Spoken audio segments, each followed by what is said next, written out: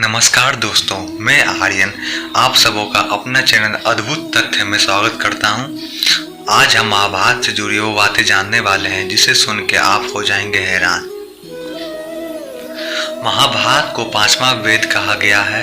ये भारत की गाथा है। इस ग्रंथ में तत्कालीन भारत आर्यवर्त का समग्र इतिहास वर्णित है। अपने आदर्श पात्रों के सहारे ये हमारे देश के जन जीवन को प्रभावित करता रहता है। इसमें सैकड़ों पात्रों, स्थानों, घटनाओं तथा विचित्रताओं व विडंबनाओं का वर्णन है। महाभारत में कई घटना, संबंध और ज्ञान विज्ञान के रहस्य छिपे हुए हैं। महाभारत का हर पात्र जीवांत है, चाहे वह कौरव, पांडव, कर्ण और कृष्ण हो या धृष्टद्युम्न, शल्य, शिखंडी और कृपाचार्य हो। महाभारत सिर्फ योद्धाओं की गाथाओं तक सीमित नहीं है। महाभारत से जुड़े साप, वचन और आशीर्वाद में भी रहस्य छिपे हैं। उस समय भी मौजूद थे परमाणु अस्त्र। मोहनजोदड़ो में कुछ ऐसे कंकाल मिले थे जिसमें रेडिएशन का असर था। महाभारत में सेप्टिक पर्व के अध्याय 13 से 15 तक ब्रह्मास्त्र के परिणाम दिए गए हैं। हिंदू इतिहास के जानकारों के मुताबिक 3 नवंबर 5561 ईसा पूर्व छोड़ा हुआ ब्रह्मास्त्र परमाणु बम ही था। आइए जानिए 18 अंक का जादू। कहते हैं कि महाभारत युद्ध में 18 संख्या का बहुत महत्व है। महाभारत की पुस्तक में 18 अध्याय हैं। कृष्ण ने कुल 18 दिन तक अर्जुन को ज्ञान दिया। गीता में भी 18 अध्याय हैं। 18 दिन तक ही युद्ध चला।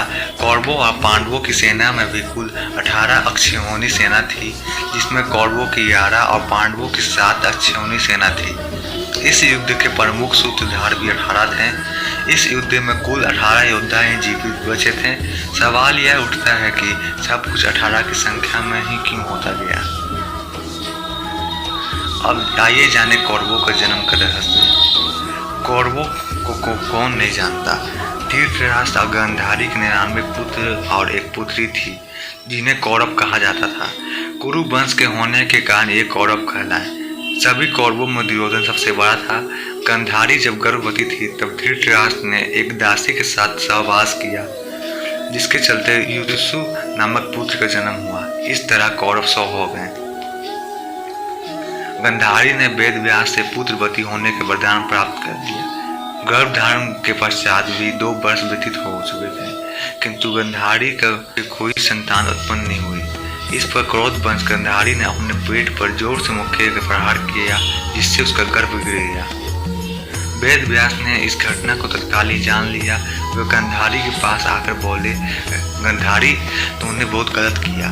मेरा दिया हुआ वर कभी मिथ्या नहीं जाता। अब तुम शीघ्र ही 100 कुंड तैयार करवाओ और उसमें घी भरवा दो। वेद व्यास ने गांधारी के गर्भ से निकले मांस पिंड पर अभिमंत्रित जल छिड़का, जिससे वह पिंड अंगूठे के बराबर 100 टुकड़े में हो गया। वेद व्यास ने उन टुकड़ों को गांधारी के बनवाए हुए 100 कुंडों में रखवा दिया और उन कुंडों को 2 वर्ष पश्चात खोलने का आदेश देकर अपने आश्रम चले गए। 2 वर्षों बाद सबसे पहले कुंड से दुर्योधन की उत्पत्ति हुई और फिर उन कुंडों से धृतराष्ट्र के शेष 99 पुत्र एवं दुस्सला नामक एक कन्या का जन्म हुआ। आइए जाने महान योद्धा बर्बरिक के बारे में। बर्बरिक महान पांडव भीम के पुत्र घटोत्कच और नाग कन्या अहिल्यावती के पुत्र थे।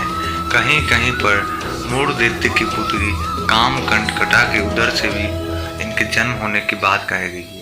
महाभारत का युद्ध जब तय हो गया तो बर्बरिक ने भी युद्ध में सम्मिलित होने की इच्छा व्यक्त की और मां को हारे हुए पक्ष के साथ लड़ने का वचन दे दिया। बर्बरिक अपने नीले रंग के घोड़े पर सवार होकर 3 बाण और एक धनुष के साथ कुरुक्षेत्र की रणभूमि की ओर अग्रसर हुए। बर्बरिक के लिए 3 बाण ही काफी थे, जिसके बल पर वे कौरव और पांडव की पूरी सेना को समाप्त कर सकते थे। ये जान के भगवान कृष्ण ने ब्रह्म के वेश में उनके सामने उपस्थित होकर उनसे दान में छल पूर्वक उनका शीश मांग लिया। बर्बरिक ने श्री कृष्ण से प्रार्थना की वे अंत तक युद्ध करना चाहते हैं। तब कृष्ण ने उनकी यह बात स्वीकार कर ली। फागुन मास की 12वीं को उन्हें अपने शीश का दान दिया। भगवान ने उस शीश को अमृत से सींच कर सबसे ऊंची जगह पर रख दिया ताकि वे महाभारत के युद्ध देख सकें। उनका सिर युद्ध भूमि के समीप ही एक पहाड़ी पर रख दिया गया जहां से बर्बरिक संपूर्ण युद्ध का जायजा ले सकते थे। राशियां नहीं थी ज्योतिष का आधार। महाभारत के दौर में राशियां नहीं हुआ करती थी। ज्योतिष 27 नक्षत्रों पर आधारित था, ना कि 12 राशियों पर। नक्षत्रों में पहले स्थान पर रोहिणी था, ना कि अश्विनी। जैसे जैसे समय गुजरा विभिन्न सभ्यताओं ने ज्योतिष में प्रयोग किए और चंद्रमा और सूर्य के आधार पर राशियां बनाई और लोगों को भविष्य बताना शुरू किया। जबकि वेद और महाभारत में इस तरह की विद्या का कोई उल्लेख नहीं मिलता, जिससे कि यह पता चले कि ग्रह नक्षत्र व्यक्ति के जीवन प्रभावित करते हैं। 28वें वेद व्यास ने लिखी महाभारत। ज्यादातर लोग यह जानते हैं कि महाभारत को वेद व्यास ने लिखा था, लेकिन यह अधूरा सच है। वेद व्यास कोई नाम नहीं बल्कि एक उपाधि थी जो वेदों का ज्ञान रखने वालों को दी जाती थी। कृष्ण द्वैपायन से पहले 27 वेद व्यास हो चुके थे, जबकि वे खुद 28वें वेद व्यास थे। उनका नाम कृष्ण द्वैपायन इसलिए रखा गया क्योंकि उनका रंग सांवला और वह एक द्वीप पर जन्म थे। 3 चरणों में लिखी गई थी महाभारत। वेद व्यास की महाभारत 3 चरणों में लिखी गई।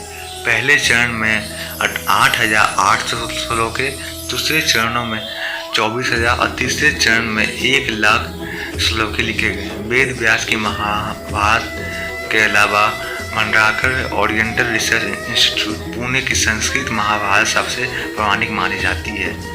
अंग्रेजी में संपूर्ण महाभारत 2 बार अनुदित की गई थी। पहला अनुवाद 1883 से लेकर 1896 के बीच किसारी मोहन गांगुली ने किया था।